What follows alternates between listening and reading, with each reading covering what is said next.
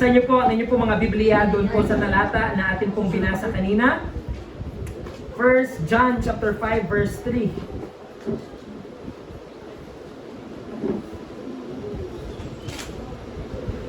Nandiyan na po ba lahat? Say amen! Okay, so ako wala pa. 1 John chapter 5 verse 3.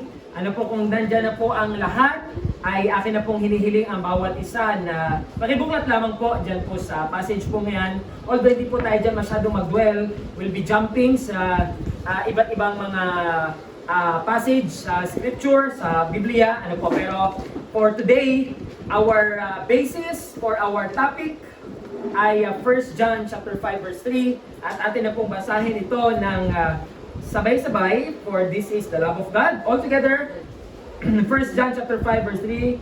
Ready now, all together, begin. For this is the love of God, that we keep His commandments, and His commandments are not burdensome. No? So, tagalogin ko sa inyo lahat. For this is the love of God. Ito ang pag-ibig sa Diyos. Sa ibang translation, for this is the love for God, that we keep His commandments, and His commandments are not burdensome. Sa Tagalog, ito ang pag-ibig sa Diyos, na ating sinusunod ang kanyang mga utos, at ang kanyang mga utos ay hindi kabigatan para sa atin. Ano po? May the Lord God bless the reading of His holy word. Tayo po ay manalangin. Let's pray. Panginoon, ngayong umaga, kami po ay nagpapasalamat dahil meron po kaming kalayaan na minsan pa'y pag-aralan po ang iyong mga banal na mga salita. Tunay, Panginoon, ito po'y pagkain ng aming pong espiritu, pagkain ng aming pong kaluluwa. Tunay, Panginoon, sa pamamagitan ng inyong mga salita, kami po ay magiging malusog sa aming pong relasyon, Panginoon, sa inyo, sa pamamagitan ng inyong mga salita. Ito po'y sandata, Panginoon, sa oras, Panginoon, na kami po'y haharap sa iba't ibang mga pagsubok at mga tukso sa ibabaw ng lupa. Kaya't sana po ay amin na pong pahalagahan ng iyong mga salita ngayong umaga'y tunghayan ito at bigyan daan sa aming mga puso upang sa ganun mailapat namin sa aming mga buhay. Sana, Panginoon, hindi lang kami mga tagapakinig. Sabi nga ni James, Panginoon, sa kanya pong sulat, we are not only doers, we are not only hearers of the word, but we are doers of the word, Panginoon. Matapos namin pakinggan, bibigyan mo kami ng puso na magpapakumbaba, na magpapasakop, susunod sa lahat po ng inyo pong mga pinag-uutos, Panginoon, sa amin. Ito lamang po ang aming samot dalangin ngayong umaga. Sa pangalan ni Jesus, Amen and Amen. Salamat po. At ngayong umaga, ang ating pong topic is all about obedience.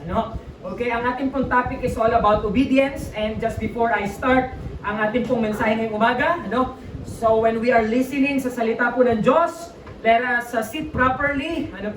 Umupo na ng husay, wala nakatagilid, wala na nakaupo, at kung ano-ano nga ginagawa. Keep your cellphones, no disturbances. Wala na po muna makipag-usap sa tabi. And let us now concentrate, focus on listening to the preaching of God's Word. I have simply entitled our message this morning, Obedience. Obedience, So ito po ay alam na awit ng ating mga bata sa outreach, So the song Obedience, So ang awit pong ito ay awit na noong pa, ay atin ang inaawit. Pwede bang awitin po natin, So alam na alam niya ng mga bata, at alam na alam yan higit sa lahat ng ating pong mga outreach teachers. Obedience, Obedience is ready now, singing. Obedience is the very best way to show that you believe. Doing exactly what the Lord commands, doing it happily. Action is the key. Action is the key. Do it immediately. Joy you will receive. Obedience is the very best way to show that you believe. Spell obedience. O-B-E-D-I-E-N-C-E.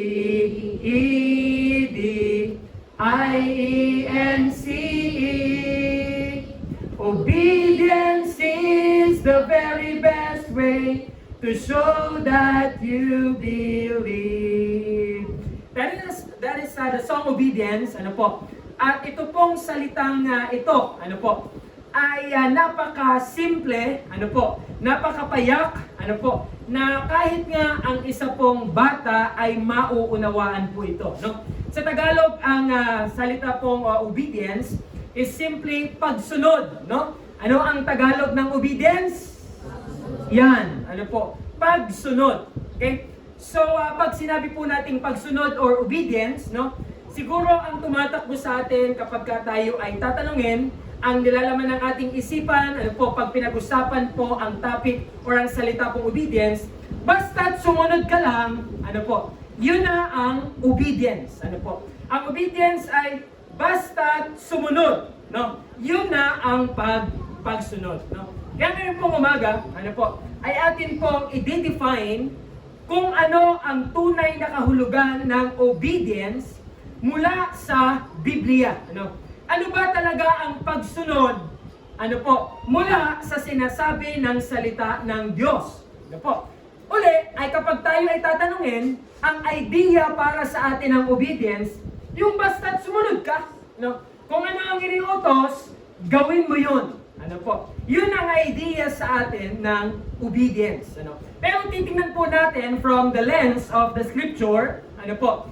From the standpoint of the Bible, ano ang ibig sabihin po ng obedience or ng pagsunod? Ano po? So meron po tayong short, ano po, yet profound definition of what obedience is all about. Ano po, nandyan sa screen at atin pong sabay-sabay na basahin kung ano po ito pong short, simple, yet profound definition of obedience.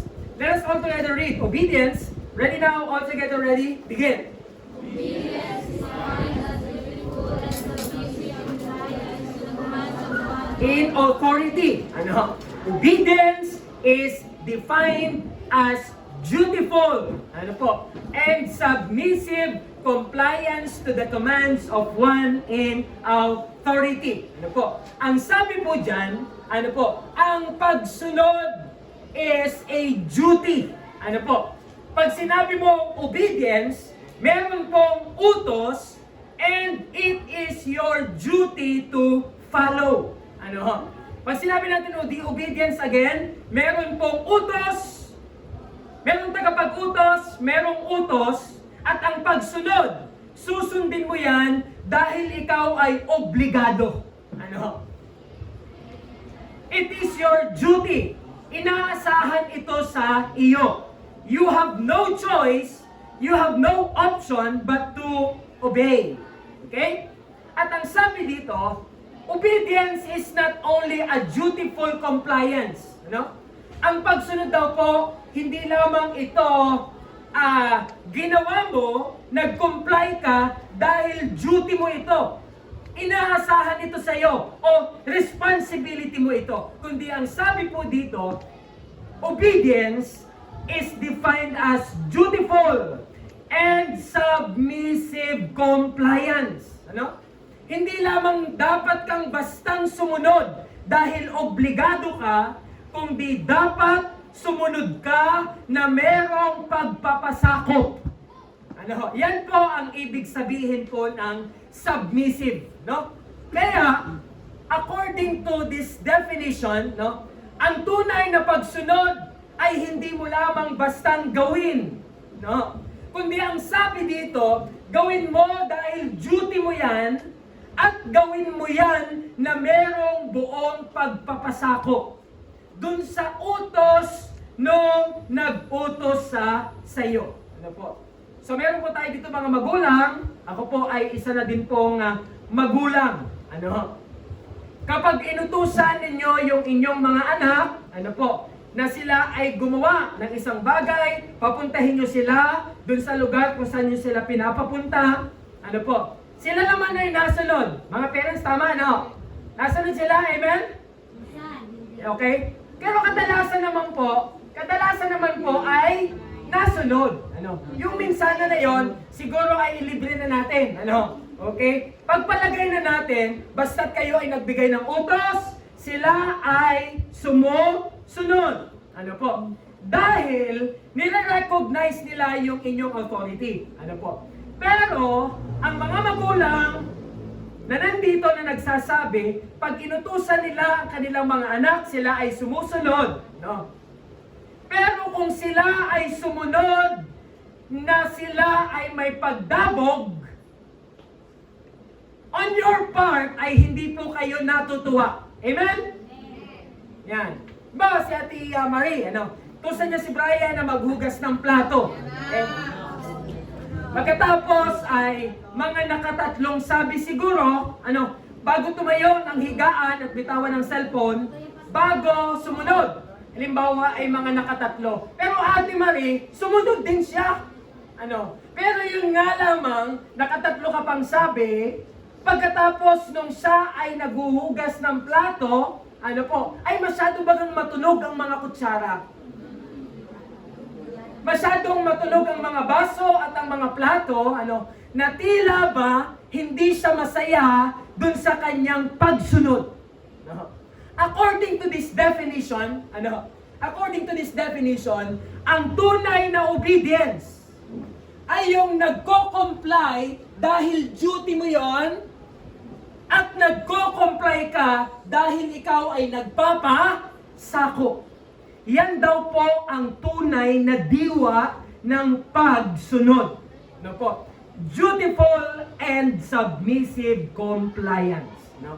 Ngayon pong umaga, we will not be talking about obedience to our parents, We will not be talking about obedience to our government. We will not be talking about obedience to anyone who is in authority. Ngayon pong umaga, atin pong tatalakayin, pag-uusapan, ang atin pong obedience sa context po ng atin pong Panginoon. Our obedience to God. Ang ating pagsunod sa Diyos. Akin lamang pong ginawang halimbawa yung kanina sa magulang, sa mga atin pong mga bata.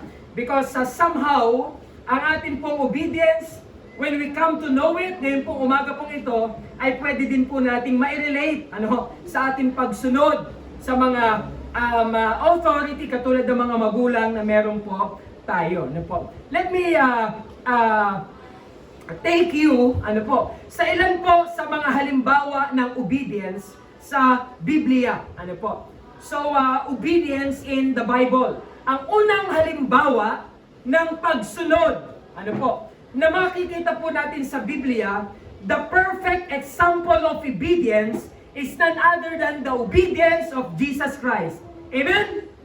Ang pagsunod ni Kristo. So, para nakakatuwa lamang na tayo ay nasa ilalim ng pamumuno ng Panginoong Hesukristo, sumusunod tayo sa Kanya. At siya mismo ay merong halimbawa kung paano tayo ay dapat sumunod. According to Philippians chapter 2 verse 8, atin pong basahin yung pong basis ng ating pong text. And being found, all together now, ready now, begin. And being found in human form, he humbled himself by becoming obedient to the point of death, even death on a cross. Wow! Ang sabi sa talata, nung si Kristo ay nagkatawang tao, siya ay nagpakumbaba. At yung kanyang pagpapakumbaba ay sagad sa lupa to the point na siya po ay sumunod sa kalooban ng Ama na siya ay mamatay dun sa krus ng Kalbaryo. Even the death on a cross. Naalala natin nung time na si Jesus, bago siya arestuhin, nung Huwebes ng gabi in the Garden of Gethsemane, si Jesus ay nanalangin.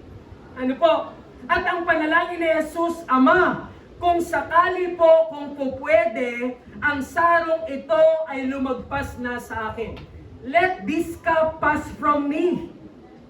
Pero ang sabi ni Jesus, not my will be done, but yours be done. Pero Ama, hindi ang kagustuhan ko ang masusunod, kundi ang masusunod ay ang kagustuhan mo. Kaya sa atin pong Panginoong Hesukristo, bagamat pwede namang hindi siya mamatay dun sa krus, ang sabi doon, siya po ay nagpasakop sa kalooban ng Ama. And the Lord Jesus Christ is the perfect example of obedience.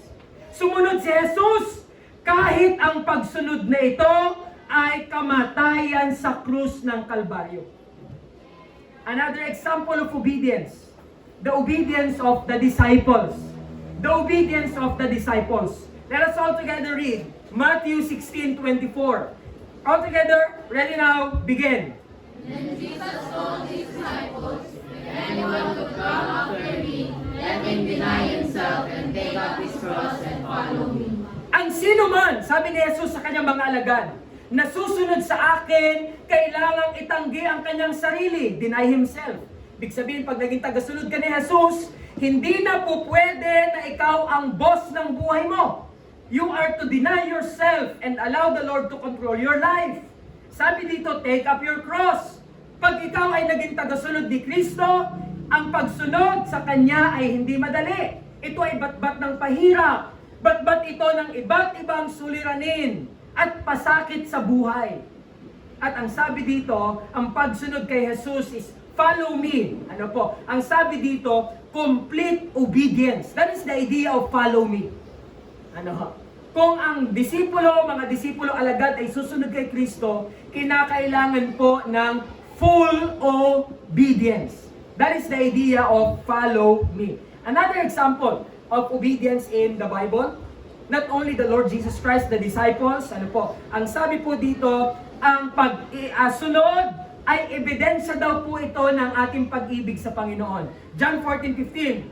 Can you please read? If you love me, all together. Ready now, begin. If you love me, you will keep my commandments. Sabi ni Jesus sa kanyang mga alagad, don't just say, you love me. If you love me, you will keep my commandments. Huwag nyo lang sabihin mahal nyo ako sa bibig. Kundi sabi ni Jesus, kung tunay nyo kung mahal, ay inyong sundin ang lahat ng aking mga utos. So obedience is an evidence of love. Another example, ano po? Ginamit din po itong warning ng ating pong Panginoon. At nais ko din po itong gamitin na warning sa ating lahat ngayong pong umaga. In Luke chapter 6 verse 46. Basahin niyo po yung talata. All together. Ready now? Begin. Pakilakas po. This is very crucial verse. Pakilakas po. Ready now? Begin. Why do you call me Lord, Lord, and not do what I tell you? Sabi ni Jesus sa libu-libong mga tao na sumusunod sa Kanya, bakit niyo ako tinatawag na Panginoon, Panginoon? Kung hindi ninyo sinusunod ang mga sinasabi ko sa inyo. Ano po? At parang ito ay cross-reference noon pong sinabi ni Jesus sa Matthew chapter 7. Anong sabi ni Jesus sa Matthew chapter 7? Hindi lahat ng nagsasabi sa aking Panginoon, Panginoon ay papasok sa kaharian ng langit, kundi sila lamang na tumutupad sa kalooban ng Ama. Diba kahit mga unbelievers, nire-recognize nila si Jesus as Lord. Tinatawag din naman nila ang Panginoon na Panginoon. Yung ating Panginoon na si Jesus, tinatawag nating Panginoon. At tinatawag din ng mga hindi mananampalataya yung ating Panginoong Jesus na Panginoon. Pero ano sabi ni Jesus? Hindi lahat ng tumatawag sa akin, Panginoon, Panginoon, ay papasok sa kaharian ng langit. At yun po ay nag-e-echo sa sinabi niya dito. Why do you call me Lord, Lord, and not do what I tell you? Bakit niyo ako tinatawag Panginoon, Panginoon? Hindi niyo naman sinusunod ang sinasabi ko sa inyo. So, ibig sabihin, ang tunay lamang na alagad ng mga tumatawag kay Jesus na Panginoon ay yung mga sumusunod. Ano po? Yun lamang pong mga sumusunod. That is why this question is a warning. Ano po? Warning ito nung unang panahon at warning din po ito sa kasalukuyan. No? Minsan nga mababasa ko, makakabasa kayo, hindi lang siguro ako, kundi tayong lahat. Ano po, mababasa kayo minsan mga post sa Facebook na meron ba kayong kakilala na hindi Christian? Ano po? Pero kung magsulat, kung magsalita, ay parang Christian siya, na naiintindihan niya ang kaligtasan, na para bagang siya ay merong relasyon sa Diyos. Sa akin maraming gang kamag-anak. Na kapag siyempre pag nagkakwentuhan tayo, at papapag-usapan ang katungkol po sa katotohanan, sa truth ng Biblia, ito yung mga tao na sinasabi nila, di ka naman tutoy tayo ay pareho din lang ng Diyos. Yan. Di ka tutoy tayo pareho din lang naman ng mga sinasamba. Yun. Pero ano sabi ni Jesus? Hindi lahat ng tumatawag sa aking Panginoon, Panginoon ay papasok sa kaharian ng langit. Bakit po?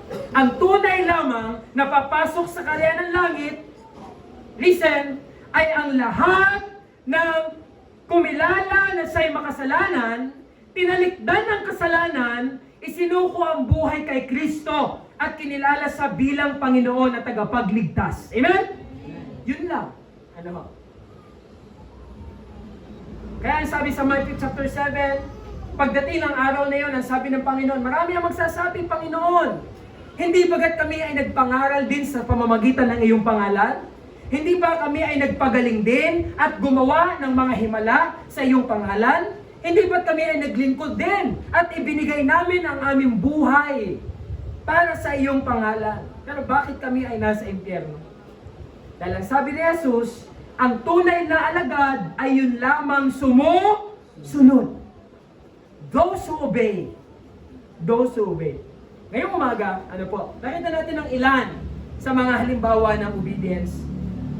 The perfect example of obedience is the Lord Jesus Christ. At yan po ay pinasundan ng mga alagad, the disciples. Grabe ang commitment, obedience sa mga disciples. Because if we will learn history, halos lahat po sila ay pinatay dahil sa kanilang pananampalataya for obeying their master. At ang sabi po dito, ang ating obedience sa Panginoon is an evidence of love. We cannot say that we love Jesus, we love God, and yet not obey Him. At ang sabi po dito, ang obedience serves as a warning. Binabalaan ng Panginoon ang lahat ng nagsasabi sa Kanya ng Panginoon na hindi naman sumusunod. Ngayon pong umaga, as we have already defined what obedience is all about, it is a dutiful, submissive compliance to the commands of one in authority. Pag-uusapan po natin, what are the principles of obedience? Ano ang mga prinsipyo ng pagsunod? Para masabi mo na ang pagsunod mo ay totoong pagsunod sa Diyos.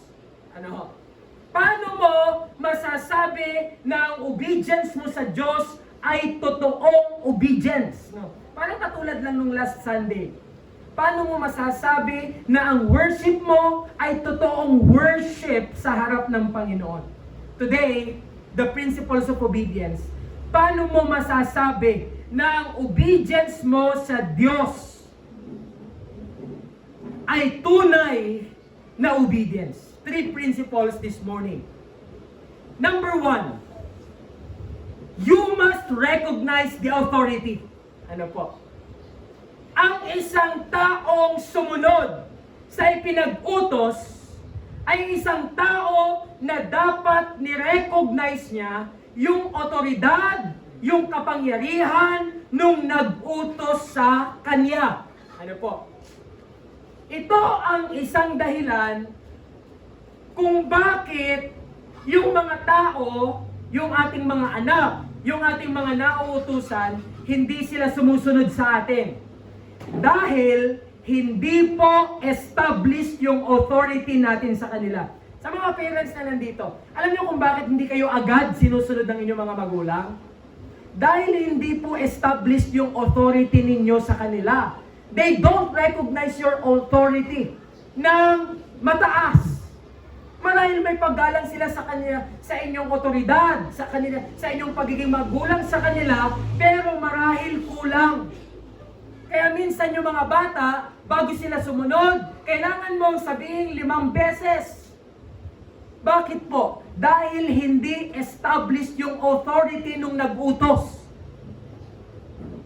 Kaya sa part ng inutusan, halimbawa ako ay inutusan, susunod ako, depende sa aking pagkakaunawa kung sino yung nag-utos sa akin. Amen? And that's the very reason also sa mga parents po na nandito. Kaya kailangan mong ulitin ng 5-10 beses bago siya tatayo at susunod. Kasi hindi po established ang inyong authority. No, ngayon pag-usapan natin sa context ng Diyos. Tandaan natin ito mga kapatid. Susunod lang tayo sa Diyos pag nauunawaan natin yung authority ng Diyos sa buhay natin. Amen? Examples of people, characters in the Bible na sila ay pinag-utusan ng Panginoong Diyos ng napakabibigat na mga utos, sinunod nila dahil kilala nila yung nag-utos sa kanila. First example is Abraham. Ang sabi po dito, Abraham left his home and country when God called him, and later trusted God's command regarding his son Isaac. Alam naman natin yung utos ng Panginoon kay Abraham, di ba? Nung hindi pa kilala ng Diyos, hindi pa kilala ni Abraham ang Diyos, taga saan si Abraham? From what land? From the land of Ur. That time, pagan worshiper pa si Abraham. Alam nyo ba yon? Hindi pa nakilala. Ang sinasamba ni Abraham nung siya ay nakatira pa in the land of Ur ay buwan. Moon worshiper si Abraham at saka yung kanyang family. Na kung mababasa natin in the book of Genesis chapter 11, chapter 12,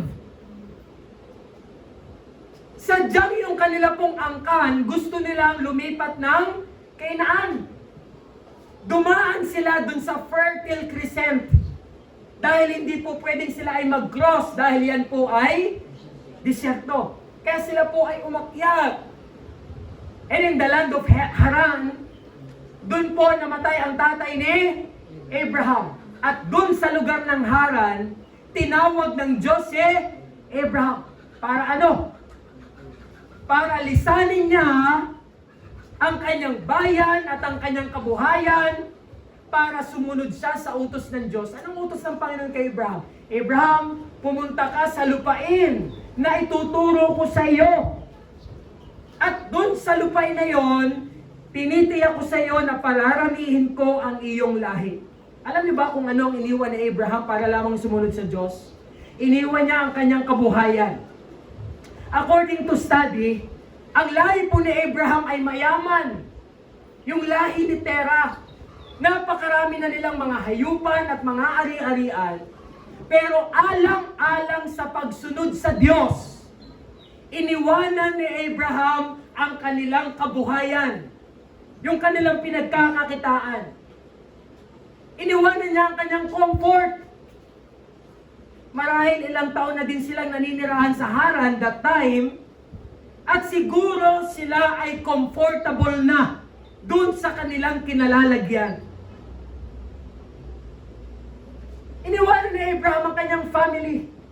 Dahil lang ang sinama na lamang po naman ni Abraham nung siya'y sumunod sa Panginoon, ang kanyang asawa, wala pang anak, that time, at ang kanyang pamangkin na si, ang pamangkin ni Abraham na sinama ni Abraham?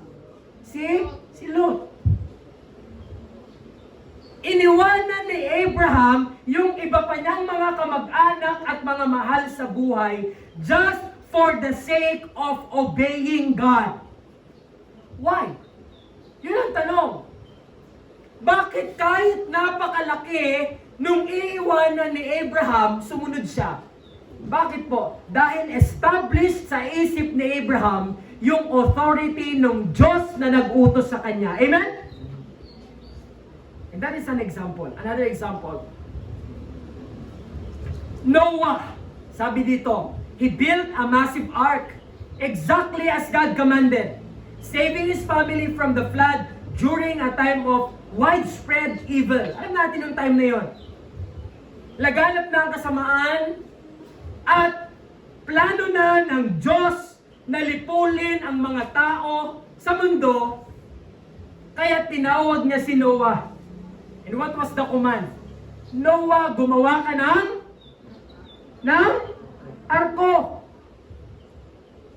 At sinabi ng Diyos na dahil sa lubhang kasamaan ng mga tao that time, kanya nang sisirain, lilipulin ang mga tao. If you were Noah,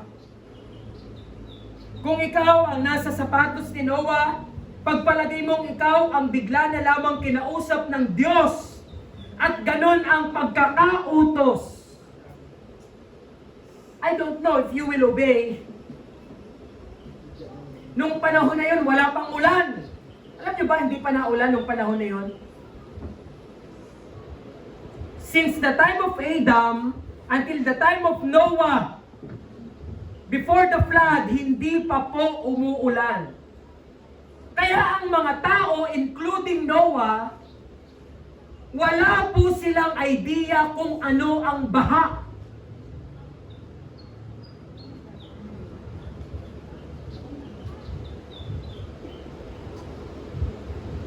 Kaya kung ikaw si Noah at pinag-utos sa iyo ng Diyos ang isang bagay na para bang isang kamangmangan. Katulad ng sinabi ko, I don't know if you will obey.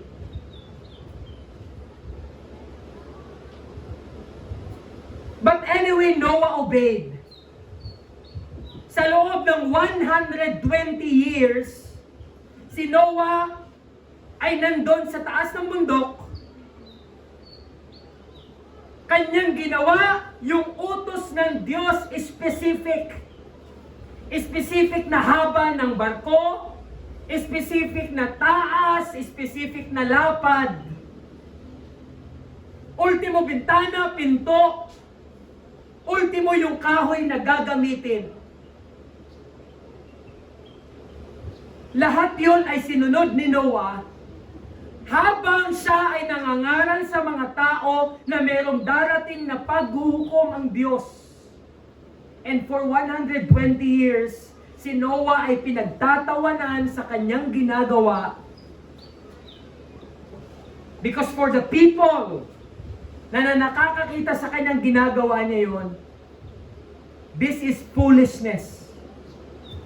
This is a stupid idea. Pero katulad ng ating alam, Noah obeyed.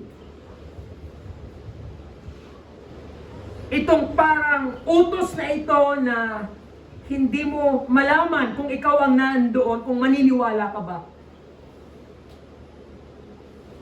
At kung tatanungin natin why, katulad ni Abraham, si Noah ay sumunod sa Diyos. Kahit tila yung utos na yon ay kamangmangan sa napakaraming mga tao. Bakit po? Again, dahil ang authority ng Diyos kay Noah ay established. Nirecognize ni Noah yung authority ng nag-utos sa kanya. Just like Abraham. Another example, Moses. Fresh pa to sa ating character of the week. Moses humbly accepted God's call at the burning bush and led the Israelites out of slavery in Egypt. Alam natin to, nung time na nahihirapan na ang mga Israelita in the land of Egypt, tinawag ng Diyos si Moses na nung una ay napakaraming mga alibay. Sino ako? Baka hindi ako paniwalaan ng mga Israelita, natatakot ako sa Paraon, hindi ako marunong magsalita.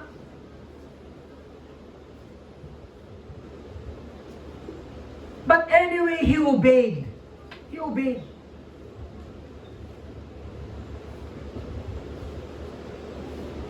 Dahil katulad ni Abraham, katulad ni Noah, si Moses, established na din sa kanya yung authority na nag-utos sa kanya.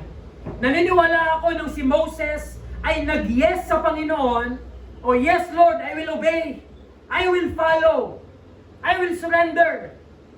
Naniniwala ko at that time, nauunawaan na ni Moses that God is the great I am. Do you remember kung paano pinakilala ng Diyos ang sarili niya kay Moses? Panginoon, ano ang sasabihin ko sa mga Israelita kung sino ang nagsugo sa akin? Sabi ng Panginoon, ang sabihin mo, isinugo ka ni ako nga. Ako ay si ako nga. I am who I am. Wala man sa Biblia, but I believe with all my heart, when Moses said yes to God, I will follow, I will surrender, that time established na sa isip ni Moses that God, who commanded him to lead the Israelites, is the great I am. The eternal, self-existent, self-sufficient, unchangeable God. Established na yon sa isip ni Moses. And he obeyed. Kahit napakahirap. Alam niyo ba kung ilan na ang mga Israelita at that time nung lalabas na sila sa Egypt? Ang sabi po sa pag-aaral ng mga Bible scholars, a population of about 3 million. 3 milyong mga tao na matitigas ang ulo na pangungunahan ni Moses. Pero si Moses ay nag-yes sa Panginoon, I will obey, I will follow. Another example, Daniel. Daniel prayed to God and served faithfully, choosing to face the lion's den rather than break God's law. Grabe ang obedience ni Daniel sa Panginoon. Walang specific na command sa kanya na sinabing gawin. Ang ipinakita niya ditong obedience ay yung kanyang paninindigan. Noong time na yun si Daniel, kasama ang ibang mga matitipunong mga kabataan, ay dinala sa Babylon. Dahil sinako po ng Babylon for 70 years ang Southern Kingdom, Judah and Benjamin. At ang hari ng Babylon that time was King Nebuchadnezzar. At nagpagawa siya in his pride ng kanyang ribulto. At nagbabasa ng utos na lahat ng tao sa nasasakupan ng Babylonian Empire ay yuyukod sa ribulto na kanyang ginawa sa kanyang sarili. Pero alam natin ang paninindigan ni Daniel.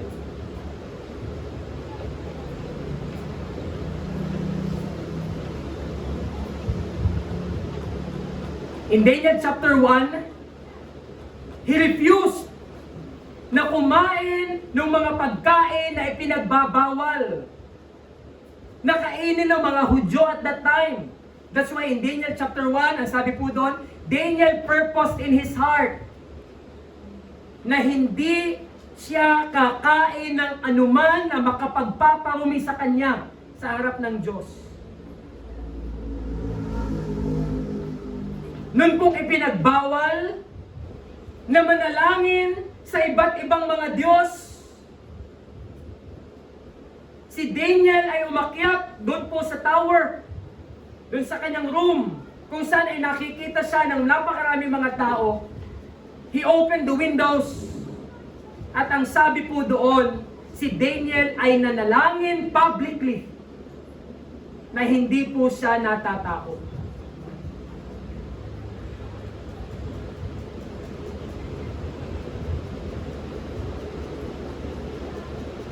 Ganon din po si Shadrach, Meshach, and Abednego, the 3 friends of Daniel.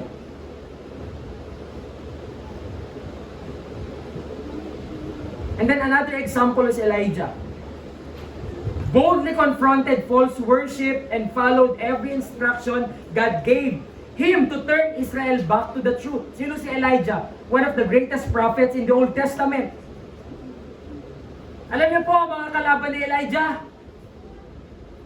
ang mga kalaban ni Elijah ay mga bulaang mga propeta. Doon po sa Mount Carmel, ay hinamon ni Elijah na patunayan ng mga false prophets na totoo yung mga Diyos-Diyosan na kanilang sinasamba. Lala niyo po yung battle na nangyari doon in the Mount of Carmel?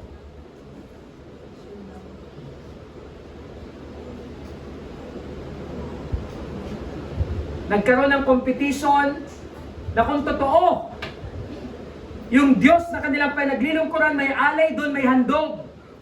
Tatawag sa kanilang Diyos at dapat yung kanilang handog po ay masusunog, aapoy. Nung yung mga kalaban ni Elijah ang nauna na naghandog at ang sabi doon maghapon na silang tumawag sa kanilang Diyos, sinugatan nila ang kanilang mga sarili, walang nangyayari sa kanilang handog. At nung turn na ni Elijah, sana ngayon, ano pong sabi po doon? Yung handog niya, pinartidahan niya, binuhusan pa niya ng tubig. And he prayed to God.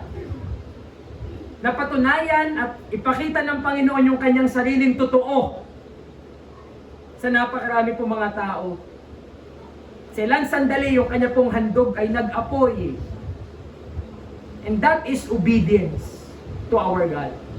Kung titingnan po natin ang example ni Abraham, ni Noah, ni Moses, ni Daniel, Shadrach, Meshach, and Abednego, isama na natin Elijah. Kung mapapansin po natin, kapag ang Diyos ay nag-utos, kadalasan yung mga utos niya ay weird. Tagalog sa weird. Ha? Kadalasan ang mga utos ng Diyos ay utos na weird. O sabi nyo nga ay kakaiba. Parang hindi normal. Hindi pangkaraniwan. Utos na kung papakinggan, hindi siguro nga agad susundin, dahil ito nga ay something na parang weirdo ang dating. Abraham, lumayas ka sa comfort zone mo, iiwanan mo ang iyong family, iwanan mo ang iyong livelihood. Anong klase yun? Sinong susunod sa ganun? Noah, gumawa ng barko na nung time na yun, they have no idea what flood is all about. They don't have any idea what rain is all about. Anong klase yun? Moses? Weird to sa part ni Moses. Alam niyo kung bakit? Alam naman ng Diyos na si Moses ay hindi magaling magsalita. Bakit yun ang utusan? Natanong ko nga bakit hindi si Aaron? Nung umpisa pa lang, bakit hindi si Aaron? Ba't ang pinili yung pang hindi marunong magsalita? Di mo talaga mabasa ang isip ng Panginoon.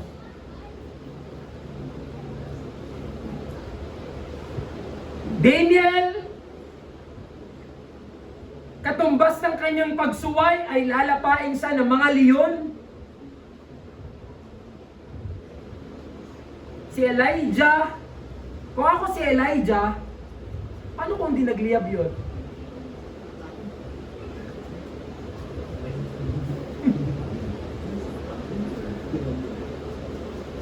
Paano kung hindi nagliyab yun? Niisip ko kung ako yon at ipinapagawa ng Panginoon yung sa akin na hamunin yung mga bulaang mga propeta para patunayan yung pagiging totoo ng Diyos, siguro ganun na tatakbo sa aking isipan. Ano kung hindi gumana?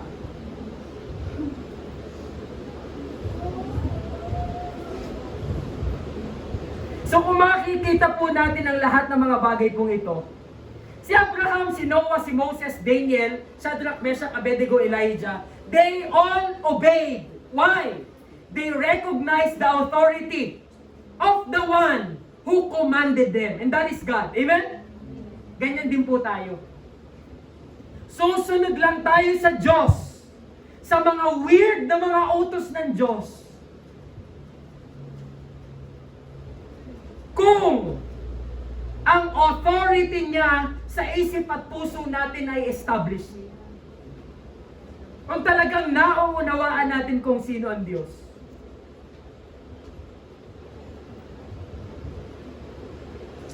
Looking back sa akin pong buhay,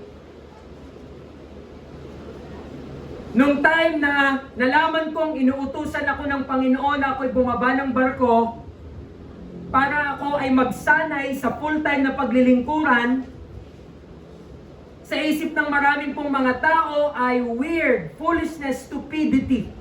Yung ganong klase pong desisyon. But looking back, nung time pong yon, nung ako po ay nag-awol, hindi man ako nag-resign eh. Nag-awol na ako at that time. Hindi ko iniisip, looking back ha, hindi ko iniisip yung sasabihin ng iba sa akin dahil nung mga panahon na yon, kilalang kilala ko na ang Panginoon, established na siya sa buhay ko at nung time na yon, meron akong intimate na relationship sa Panginoon na kahit anong sabihin ng mga tao sa akin, even my parents, I will follow kung ano ang sinabi ng Diyos na gagawin ko.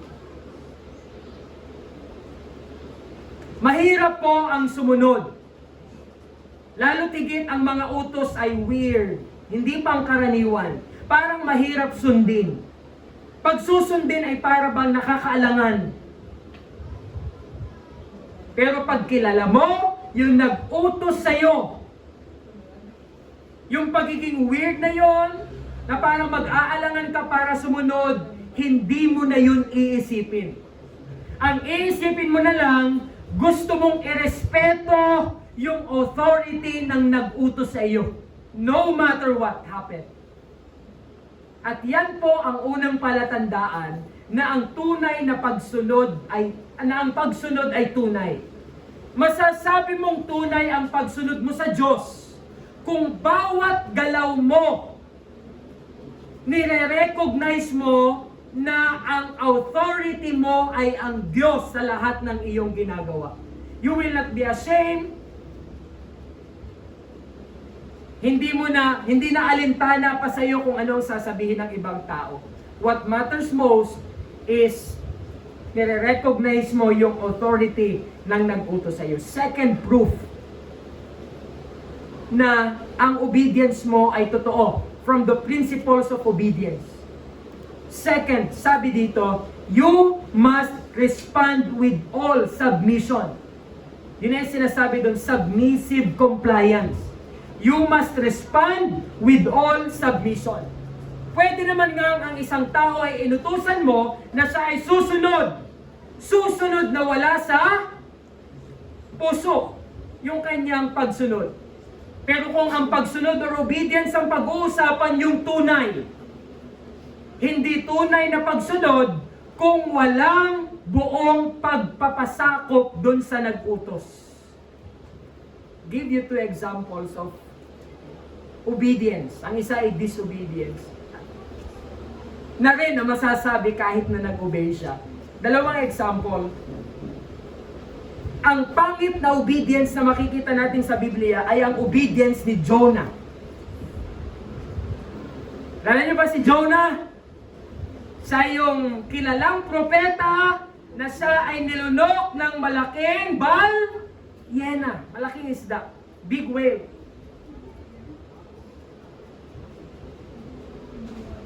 Ano ang kwento ni Jonah? Si Jonah ay inutusan ng Diyos na pumunta ng Nineveh or Nineveh. Ang ginawa ni Jonah, sa halip na siya ay magbiyahe patungong Nineveh, nagpunta siya ng Tarshish. Sumatakay siya ng bangka. At nung si Jonah ay hindi nga sumunod sa Panginoon, sa kalagitnaan ng biyahe, doon sa dagat, ano po ang nangyari? Ang Panginoon ay nagpadala ng sakuna sa kalagitnaan ng dagat, malalaking mga alon, malalakas na hangin. To the point na yung mga crew ng barko, pati yung kapitan, nagsabi, sino sa atin ang may kagagawan? kung bakit tayo ay inabot sa paglalaot ng ganitong klaseng uri ng sakuna. Tumawag kayo sa inyong mga Diyos. Sino sa atin ang may kasalanan? Alam niyo ba, ginawa nila that time, yung mga crew kasama si Jonah, nagdrolat sila. Toskoy. Lumabas na ang may kasalanan, may salarin ay si Jonah. Si Jonah ang may dahilan kung bakit sumama ang panahon sa kalagitnaan ng biyahe bilang parusa ng Diyos sa hindi pagsunod ni Jonah. Pero nakakatuwa din si Jonah. Sabi ni Jonah, itapon niyo ko sa dagat. That's the only way. Nakakalma ang karagatan. Tinapon si Jonah. At ang sabi doon, si Jonah ay nilunok ng malaking isda. Hindi ito fairy tale. Sperm whale. Hindi ito fairy tale. This is a true-to-life story recorded in the history of the Bible. Alam niyo kung ilang araw at ilang gabi si Jonah sa stomach, sa tiyan po ng balyena ng isda? 3 days and 3 nights. And the 3 days, 3 nights of Jonah in the belly of the big fish is a foreshadow of the Lord Jesus Christ who rose from the dead on the 3rd day, after He died.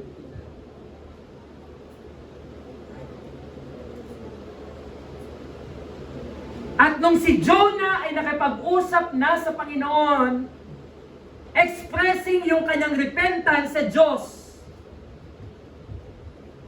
ang sabi po doon, iniluwa nung isda si Jonah hanggang sa si Jonah ay makarating doon sa pangpang. Amazingly, buhay. Ang sabi ng ibang tagapag-aral na hindi na naniwala ng Biblia, lalo tigit yung mga atheist, katulad ng kwento ng Jonah na yan. Paano ang isang tao ay buhay pa pagkatapos na lulunin, lamunin ng isda, at 3 araw, 3 gabi sa tiyan ng isda, at buhay pa? Paano nabuhay pa yon? Well, yan ang isip po ng atheists who do not believe in the existence of God. Pero ang Diyos po kasi ay Diyos na may hawak ng buhay. At yan ang hindi nire-recognize. Sadyang imposible sa pag-aaral na ang isang tao ay buhay pa pagkatapos ng 3 araw na siya ay nasa sikmura ng isang isda. Pero our God is God of miracles. Eto niluwa na ng isda si Jonah. Once more, tinawag siya ng Diyos, inutusan siya ng Diyos to go to Nineveh and preach repentance. Jonah obeyed. Sumunod po si Jonah. Listen to me, sumunod si Jonah. He preached repentance.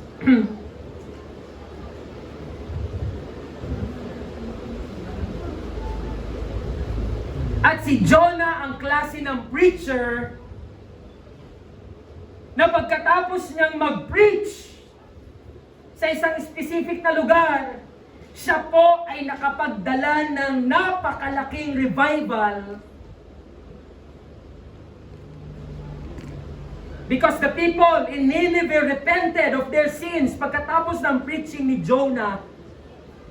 Pero alam niyo po, in Jonah chapter 4 kung ano nangyari?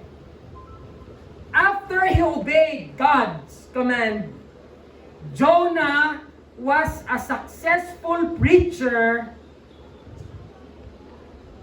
pero siya po ay nalungkot dun sa success na meron siya. Dahil in the first place pala, nag-preach siya ng repentance, ayaw niya palang mag-repent yung mga taga-Nineveh para sila ay parusahan ng Diyos.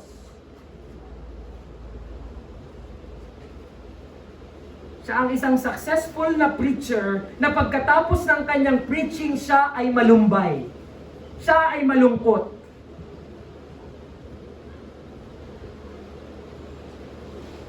Pastor, reasons. Bakit po hindi masaya si Jonah nung siya ay pumunta ng Nineveh, nag-preach siya ng repentance, hindi siya happy na yung mga tao nagsisi?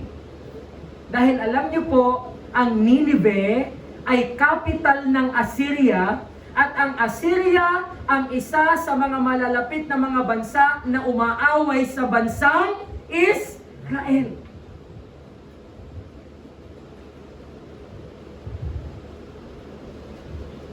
Ang Nineveh ay mga isa sa pangunahing kalaban ng Israel that time. Kaya sa isip ni Jonah, kalaban ng mga yan. At ang nakakalungkot pa, kilala ng Diyos. Kilala ni Jonah na ang Diyos ay mahabagin, maawain, mapagbiyaya. Alam ni Jonah na patatawarin sila ng Diyos at sila'y hindi parurusahan. Kaya't galit. Imagine this, galit si Jonah dahil ang Diyos ay mahabagin.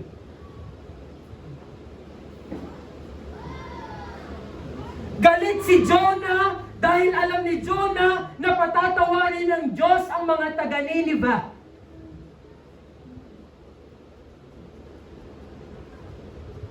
Kaaway na mortal eh. So what kind of obedience is that?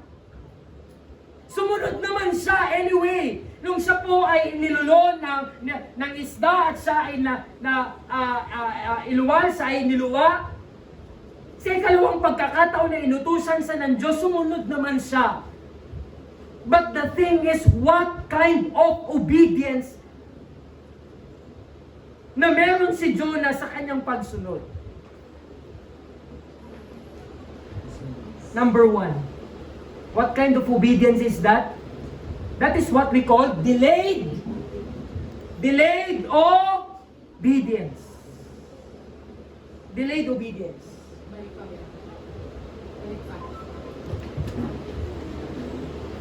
Anong uri ng obedience meron si Jonah? Ang tawag ay delayed obedience.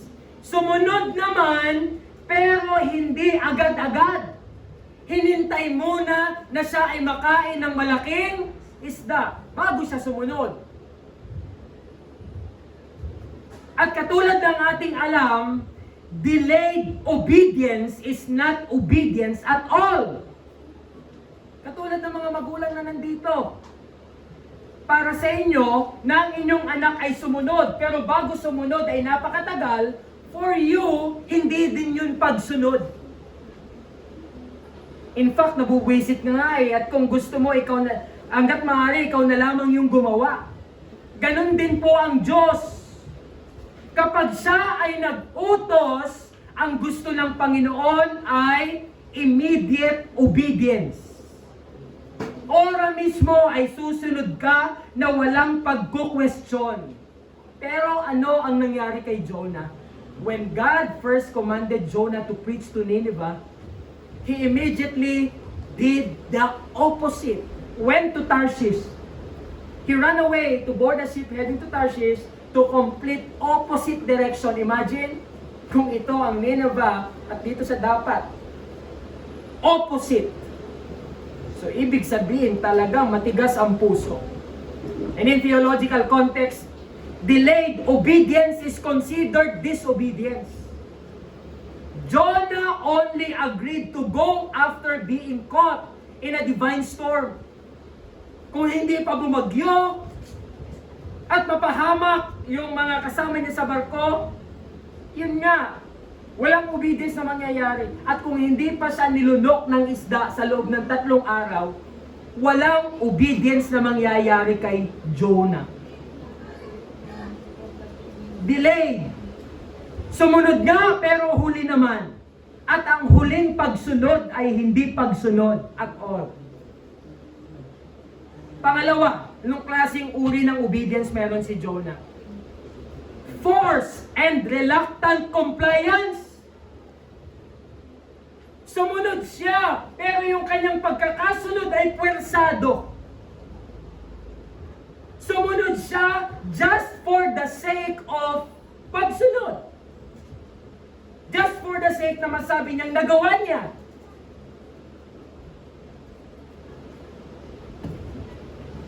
Jonah's eventual submission was forced by divine discipline. Sumunod lang siya dahil naparusahan na siya eh.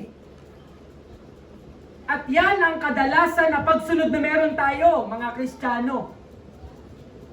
Susunod lang tayo pag napalo na ng Panginoon. Am I right? Say right. Right? Madalas sa pagkakataon, maghintay pa tayo ng palo ng Diyos para tayo ay susunod. At minsan or kadalasan, kapag nangyari yung pinalo na tayo, sa susunod ay susunod naman tayo, pero yun nga, puwersado na.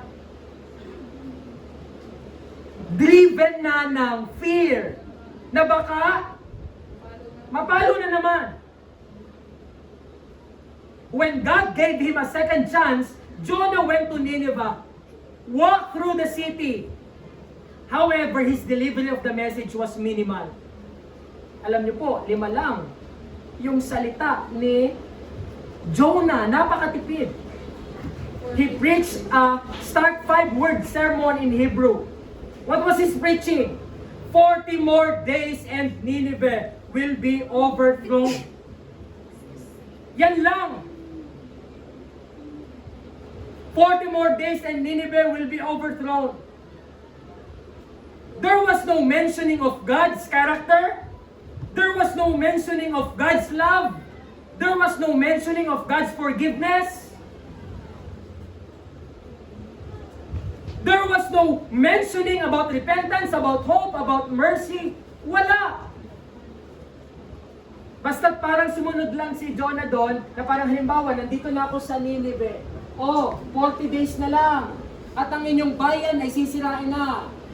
40 days na lang, at ang inyong bayan ay sisirain na. Wala siyang passion. Imagine nyo ba si Jonah?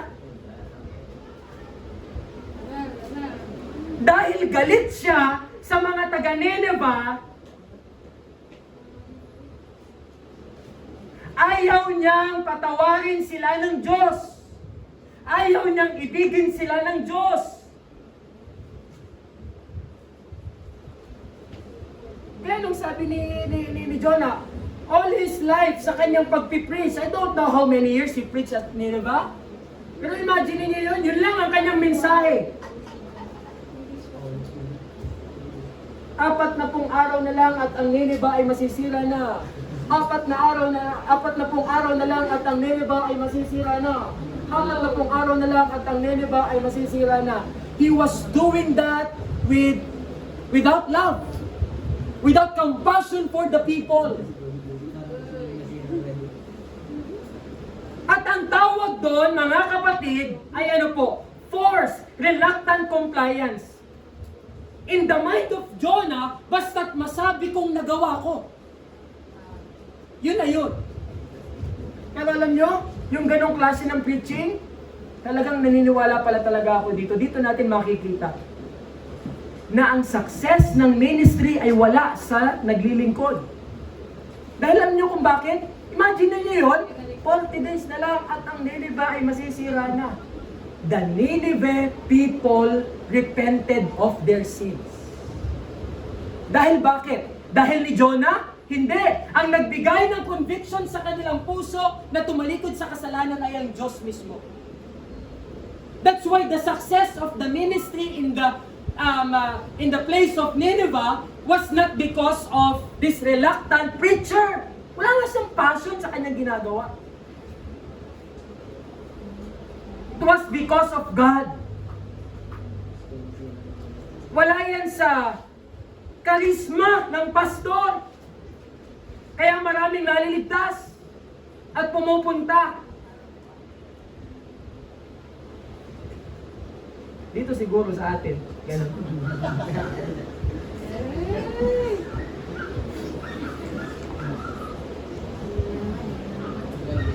So, anong klaseng pagsunod na meron si Jonah? Delayed obedience. And delayed obedience is not obedience at all.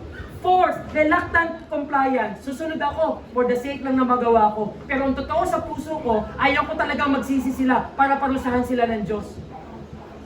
At ang implication pa nito, para nagtatampo siya sa Diyos na alam ni Jonah na patatawarin sila ng Diyos eh. Kaya ayaw niya talaga in the first place na pumunta doon.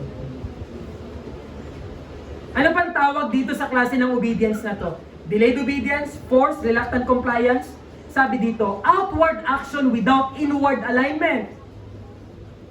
Makikita mo sa panlabas na sumunod, pero ang panloob ay hindi naka-align.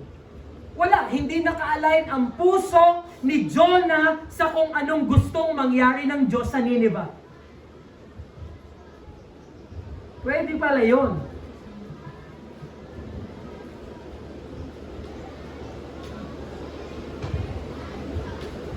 Though his outward actions met the bare minimum of God's instructions, his heart was entirely out of alignment with God's purpose. Hindi ko nga maintindihan bakit siya ginamit pa rin ng Panginoon? Hindi ko talaga maintindihan ang isip ng Diyos. If I am God, at ipinakain ko na din lamang sa isda yung lingkod na yon na ayaw sumunod, patayin ko na yun doon. Pero, pinaluwa pa rin ng Panginoon. Kahit sa kabila na alam ng Diyos na sa ikalawang pagkakataon si Jonah ay susunod naman pero wala pa rin puso. Bakit siya pa rin? So I don't know kung anong klaseng kaunawaan o kaisipan na meron ang Panginoon towards this story. He actively wished for death because he hated seeing his enemies receive God's grace. In chapter 4 of the book of Jonah, patayin na lang siya. Alam niyo kung bakit gusto ni Jonah mamatay siya? Dahil ayaw niyang makitang patawarin ng Diyos ang mga taga-Nineveh. Grabe. Kung ako ang Diyos, katulad ng sabi ko sa inyo, parang ako'y mawawalan ng gana sa lingkod na ito. Marami naman dyan pwede. Anyway, ginamit pa din. Pero meron tayong halimbawa sa Biblia. Kung ang kay Jonah ay delayed obedience, forced, reluctant compliance, outward action without inward alignment, look at the example of Abraham when he offered his son Isaac. We know the story. Lesson 12 of the story of hope.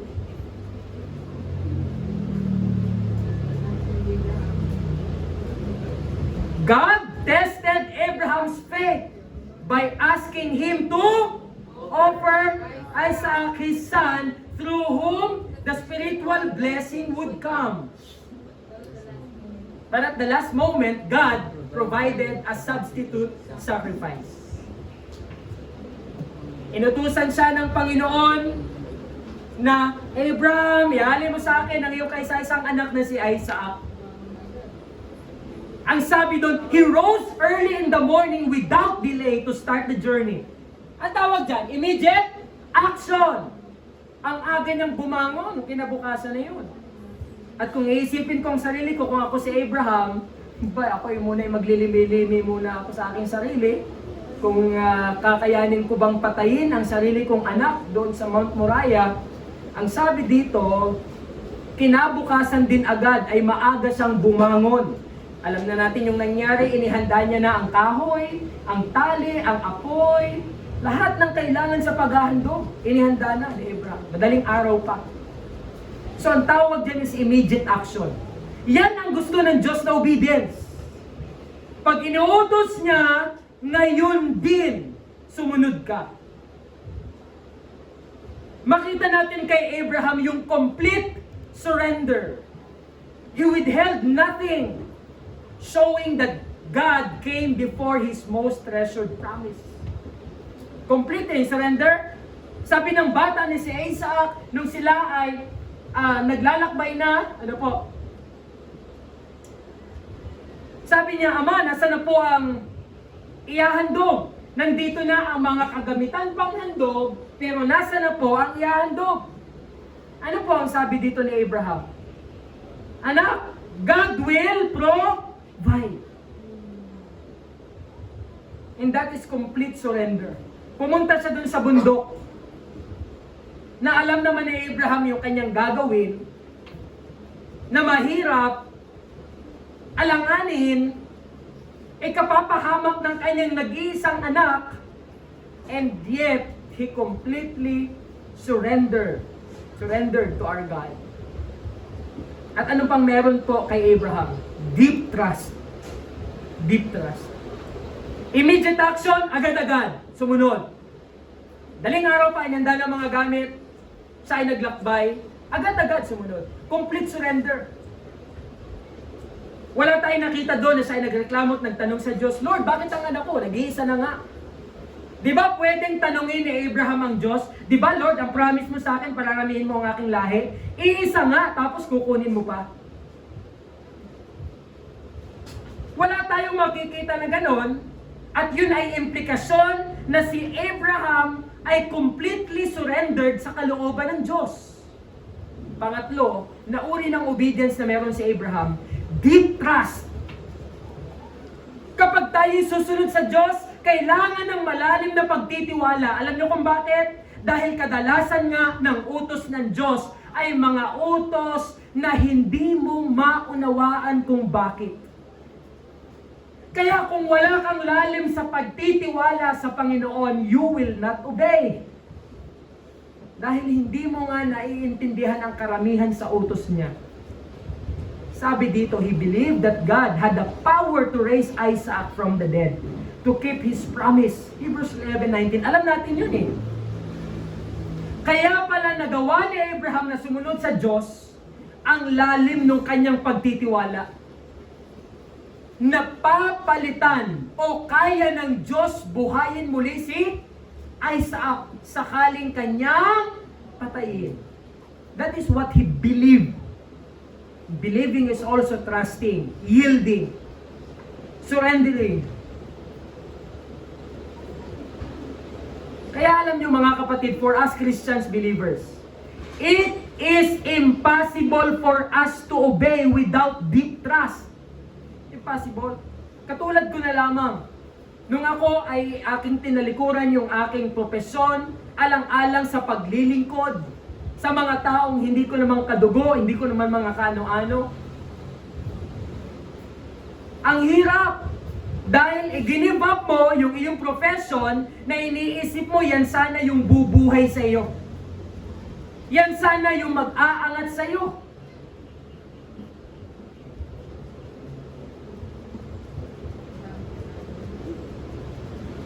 Pero isa lang ang nasa isip ko nung sumunod ako sa Diyos, sa utos niya na napakahirap. Isa lang. Sabi ko sa Panginoon, Panginoon, iiwanan ko ang aking trabaho na maganda sana. Sabi nga nila, sasalok sana ako ng dolyar. Kung hindi ko give up ang aking profession. Pero isa lang yung binitawan ko sa Panginoon that time. Sabi ko, Panginoon, iiwanan ko ito. At yung pwede kong maging kinabukasan sa profession na ito. Iiwanan ko yung Panginoon. At ang sabi ko sa Panginoon that time, I still remember nung nakipag-usap ako sa Kanya, pero Panginoon, yung mga bagay na makukuha ko sana sa profession na yan, na hindi ko na makukuha dahil ipinagpalit ko yan alang-alang sa paglilingkod, ikaw ang magpalit. Ikaw magpalit. Hindi ko na yan makukuha sa pamamagitan ng magiging gawain ko ngayon. Pero ikaw ang magbigay ng mga bagay na hindi ko kayang i-provide para sa aking sarili.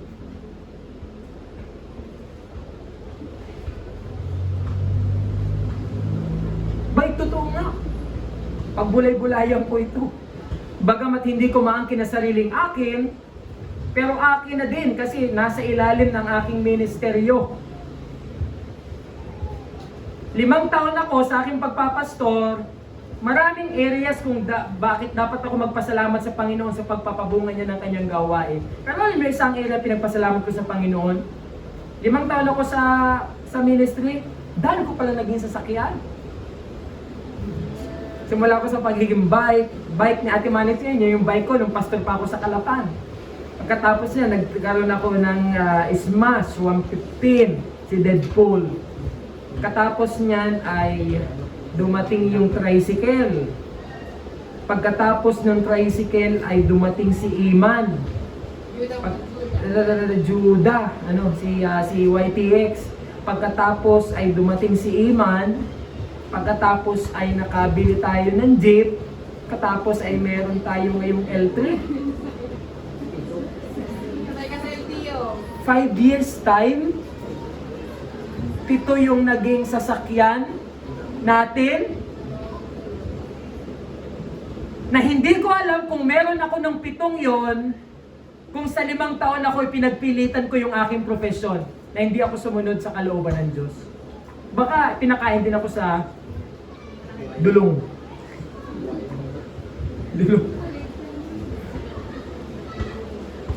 Deep trust. Deep trust.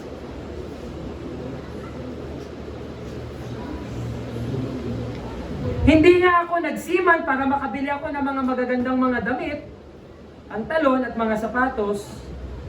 Pero kung titingnan ko kung ano ang meron ako ngayon, na hindi ko binili, na binigay lang ng Panginoon libre, hindi ko din masukat yung biyaya ng Panginoon. Aray, bigay.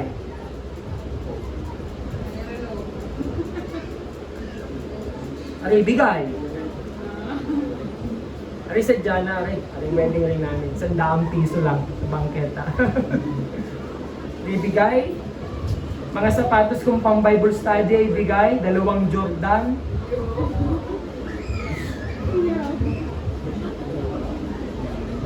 Nawala naman akong pambili ng mga bagay na yun.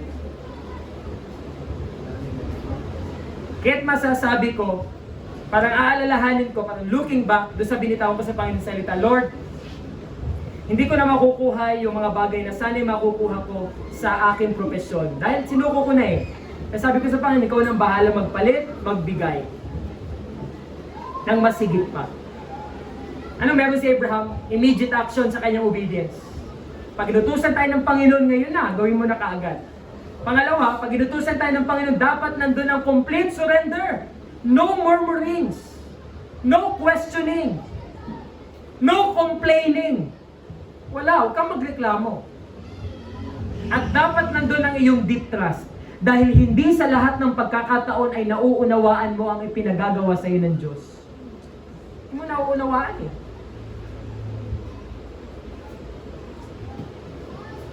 Pangatlo po, the principle on obedience. Nakita po natin number 1, parang obedience ay maging totoong obedience. Recognize the authority. Dahil pwedeng sumunod, pwedeng mag-obey for the sake of obeying, pero walang paggalang dun sa nag-utos. Nakita natin ang obedience ni Abraham, ni Noah, ni Moses, ni Daniel, ni Elijah. Lahat sila ay sumunod dun sa mahirap na utos ng Diyos dahil kanilang kinikilala yung otoridad ng Diyos sa kanilang buhay. Second principle of obedience. Respond with all submission. Huwag kang magreklamo. Sumunod ka agad. Huwag kang magreklamo at magtiwala ka. Huwag ka tulad ni Jonah, patagal-tagal. Napakain pa sa isda bago pa sumunod. Sumunod nga ay puwersahang pagsunod. Eh nung sumunod siya, wala siyang kapuso-puso sa kanyang paggawa. At yun nga mga kapatid, ang obedience ni Jonah, outward action without inward alignment. Ang gusto ng Diyos mag-repent ang Nineveh. Ayaw ni Jonah dahil kalaban sila, kaaway sila, dapat silang parusahan. Hindi siya nag-a-align sa gusto ng Diyos. Pangit po yan.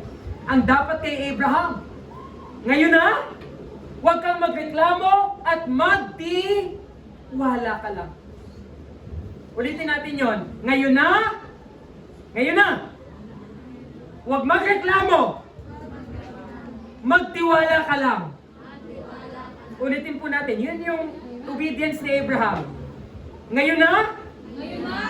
Huwag magreklamo at magtiwala ka lang. Yan ang obedience ni Abraham na dapat po nating sundin, gayahin. Pangatlo na principle on obedience. First is recognizing the authority. Second is respond with all submission. Third is realize that your only option is to obey. Your only option is to obey. Katulad ng mga kabataan na nandito, sumunod ka na agad. Huwag ka nang patagal-tagal pa. Bakit? Dahil susunod ka din naman eh. Wala ka namang option eh. Katulad si Brian, utusan ka ng iyong ina. Pag inutusan ka yung iyong ina, sumunod ka na kaagad, dahil ano bang choice mo? Pinapakain ka niya, binibigyan ka ng baon, binibihisan ka, pinapatira ka. So what is your option? Di ba, Brian?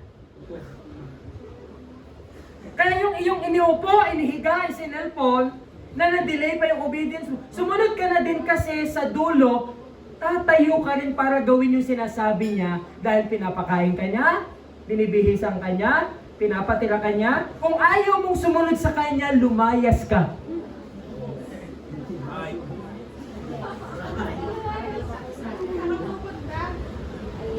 Hey, listen, ganyan din tayo sa Diyos. Kung ayaw mong sumunod sa Diyos, pakamatay ka na lang.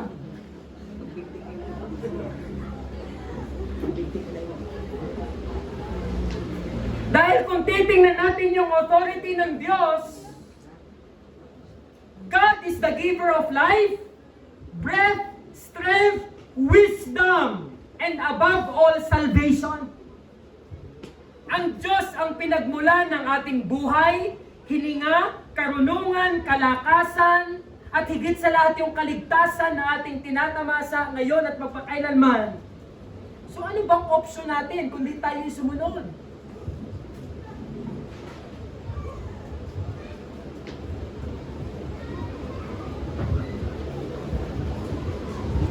Diyos na ang pinag-uusapan at palibhasa Diyos na ang pinag-uusapan dito, we have no option but to obey.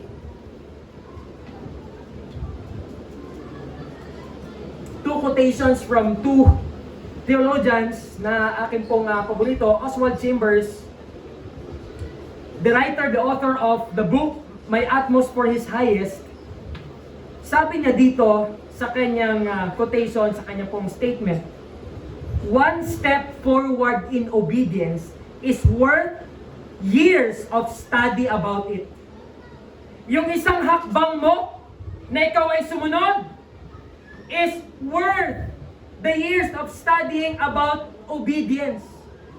Ang problema kasi natin kung bakit hindi tayo agad sumusunod, gusto muna nating maintindihan lahat bago tayo sumunod. Yan ang nature natin eh.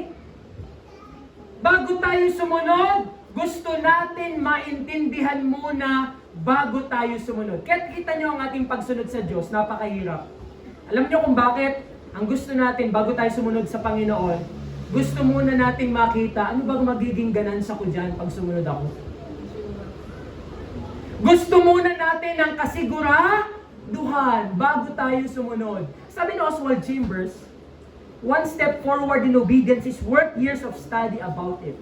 Huwag mo nang alamin lahat bago ka sumunod. Dahil pag ang pag-uusapan ay pagsunod sa Diyos, sadyang hindi mo maiintindihan lahat agad. Kaya't ang dapat mong gawin, sumunod ka na agad. At sa pagsunod mo, ipapaunawa din ng Diyos sa iyo kalaunan. Amen? Katulad ko, ba't ka ako nung una hindi ko maintindihan bakit ako dito dinala sa Nauhan? Ang aking gusto ay sa Rojas, doon ako mag-church planting. Pero anyway, tinake ko na kalooban ng Diyos ang pagpunta ko dito sa Nauhan na ito. Kahit ang gusto ko ay sa Rojas, sinurrender ko yun sa Panginoon. Bago ako pumunta dito, tinay ko na ito yung kalooban ng Panginoon. Hindi ko nauunawaan bakit ako dito dinala ng Diyos. Pero sumunod ako. Sumunod ako. Kahit hindi ko nauunawaan kung ano ba mangyayari sa akin dito, ano ba ang magiging ganansya ko pagpunta ko dito, di ko maintindihan yon. Anyway, I obeyed. Sumunod naman ako. At ngayon ko naiintindihan kung bakit ako dito tinawag ng Diyos. Amen? Sabi sa akin ni Pastor Ralph, kapatid, kung ipinagpumilitan mo yung sarili mo dun sa Rojas, na yun yung gusto mo nung umpisa, hindi siguro ganyan kalago o kalaki yung ministeryo na ginawa ng Panginoon sa iyo in 5 years time. Maaaring may ministry ka, kapatid, kung ikaw ay nandun. Pero sa palagay ko, sabi ni Pastor Ralph, sa palagay ko, hindi katulad nung sa nauhan ngayon. So I don't know. Nung umpisa, bakit dito? Anyway, I obey. Tumunod ako. At ngayon ko naiintindihan. Sabi ni Oswald Chambers, you don't need to know everything bago ka sumunod. Obey first and then you will know. Amen? Sumunod ka muna at saka mo malalaman.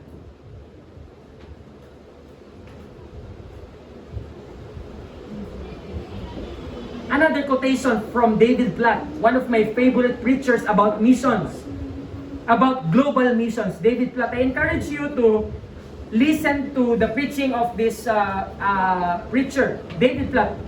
Napakaganda po ng kanyang mga preaching about global missions. Sabi niya, radical obedience to Christ is not easy. It's not comfort, not health, not wealth, not prosperity in this world. Radical obedience to Christ risks losing all these things. But in the end, such risk finds its reward in Christ. And He is more than enough for us. Sabi niya, pag sumunod ka kay Kristo, walang comfort, walang kasiguraduhan ng health, walang kasiguraduhan ng wealth, walang kasiguraduhan ng prosperity sa mundong ito. Pero pag sumunod ka kay Kristo, maaaring walang comfort, walang health, walang wealth, walang prosperity. Pero sa dulo, ang sabi niya, ang reward mo ay si Kristo. And the Lord Jesus Christ is more than health, wealth, prosperity, comfort, riches in this world.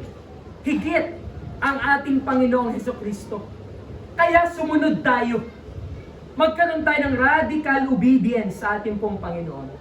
Another quotation from David Platt. Ang sabi niya po dito. Basahin natin lahat. All together. Ready now? All together, ready? Begin. Jesus has not given us options to consider. He has given us commands to obey. Si Jesus, hindi niya tayo binigyan ng maraming mga pamimilian para i-consider. Ang ibinibigay ng Diyos sa atin ay mga utos na dapat mong sundin. Dahil wala ka naman ng option but to obey. Knowing that God is your God. Knowing that God is the source of everything that you have, including salvation. So anong gagawin mo? Obey. And this is the conclusion. Obey is order made by everyday yielding. Hindi na sinama yung made. Obey, letter O is order. Utos, made by, na ginagawa sa pamamagitan ng everyday, araw-araw na yielding o pagsusuko. Yan po ang obey, obedience. Obey is, basahin natin, ready now, begin. Lagyan natin ng parang imaginary na made. Okay? Order made by, ready, begin. Order made by everyday yielding. Ang tunay na pagsunod, ano po, ay pagsunod sa mga utos sa pamamagitan ng araw-araw ng pagsusuko sa ating Panginoon. So ang tanong sa atin, ngayong umaga, just like the question last Sunday in our preaching on worship, Mga kapatid, kung ang obedience pala is a dutiful, submissive compliance to the commands of one in authority. Kung ang obedience palang tunay ay obedience na walang delay, obedience na walang pagrereklamo, at obedience na nagtitiwala, kapatid, tingnan mo ang obedience mo sa Diyos. Ang obedience mo ba ay pagsunod lang for the sake na magawa? O ang obedience mo ay obedience na nandun talaga yung submissive heart mo, na sumusunod ka, kinikilala mo yung authority na nag-utos sa iyo, nagre-respond ka na magandang attitude mo, meron kang submission sa puso mo. At pangatlo, sabi doon,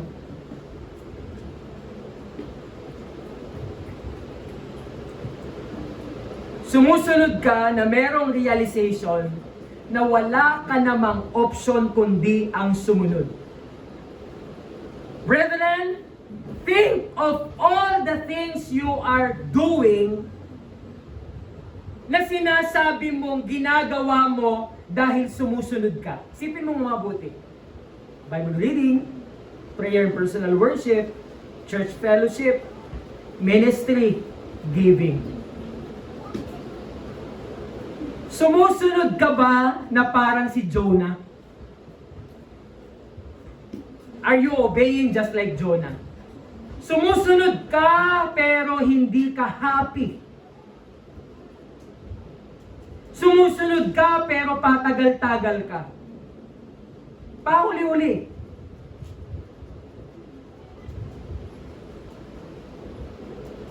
O yung obedience mo ay katulad ng obedience ni Abraham.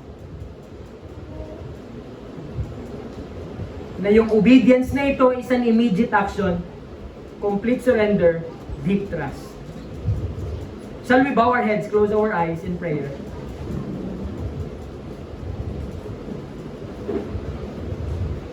Habang ikaw ay nakapikit, nakatungo, do you realize that our topic today is very simple? Na-realize mo ba yun? Napakasimple ng ating topic. Tagalogin mo lang at ang ibig sabihin nito ay pagsunod. But this morning, pinaunawa sa atin ng Diyos yung profound na meaning ng obedience. Hindi pala ito basta gawin mo lang para masabing nagawa. Ang obedience pala ay pagsunod na sumunod agad, hindi nagrereklamo, at nagtitiwala kahit hindi mo naiintindihan ng lubusan. Tanungin mo ang sarili mo, ganyan ba ang obedience mo sa Panginoon? You ask yourself, ang obedience mo ba sa Panginoon ay katulad ni Jonah? Oo nga't nasunod ka sa panglabas, pero hindi ka pala masaya sa panloob. Napipilitan ka lang. Si Jonah ay napilitan. Dahil baka siya'y mapalo uli ng Panginoon. Sumusunod ka ba dahil doon? Kung ganyan ang obedience mo, kapatid, hindi yan obedience. In the real sense. Dahil ang obedience ay una, nire-recognize mo yung authority na nag-utos sa iyo. Nagre-respond ka na mayroong pagpapasako. At nare-realize mo na wala kang ibang option kundi ang sumunod.